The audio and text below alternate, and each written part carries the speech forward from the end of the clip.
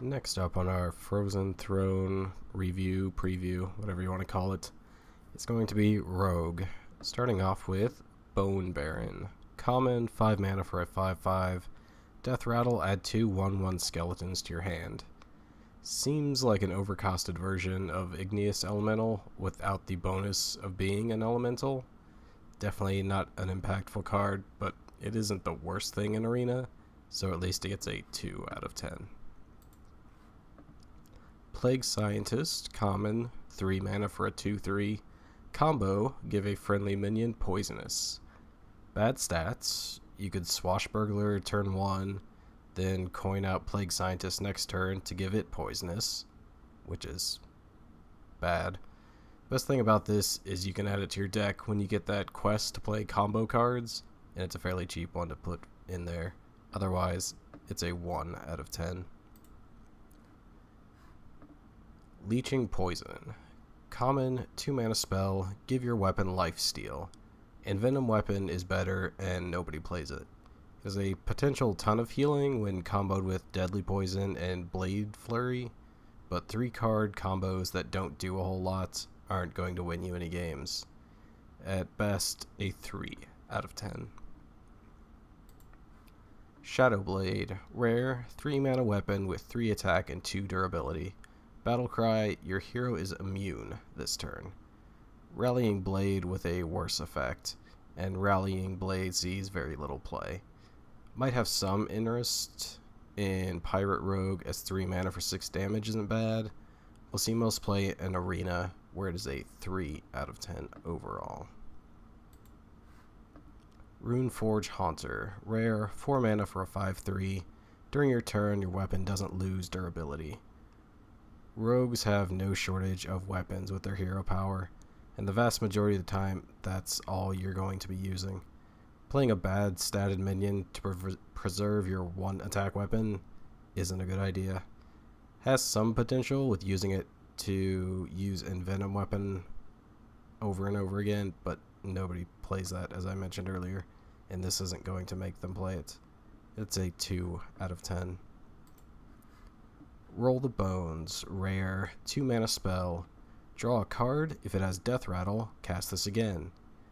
Could make the Jade Death Rattle Rogue a bit more competitive. Unfortunately, without Unearth Raptor, that deck has lost a lot of steam. Just throwing in nothing but cheap Death Rattle minions, and this card could lead to some cheap wins.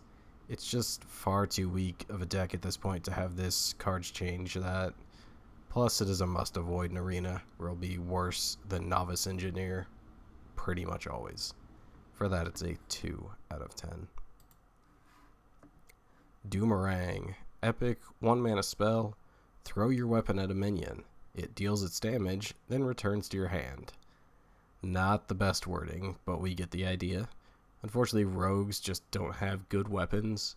Obsidian Shard is most likely in a deck that takes your opponent's cards. It is very cheap, so an easy card to cycle with Gadget Zan Auctioneer. And just for those couple positives, it gets up to a 4 out of 10.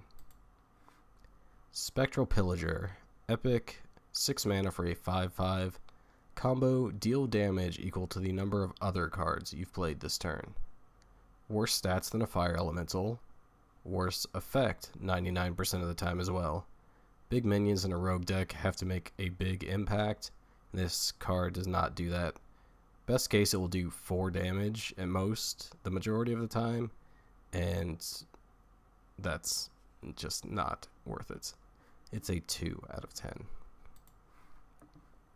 Lilian Voss. Legendary, 4 mana for a 4/5. Battlecry. Replace spells in your hand with random spells from your opponent's class. Rogue spells are good. Random spells from other classes are bad. If these new spells came with some kind of discount, I could see that being useful. Creating a very likely worse hand for yourself is not a good idea. This is a 1 out of 10.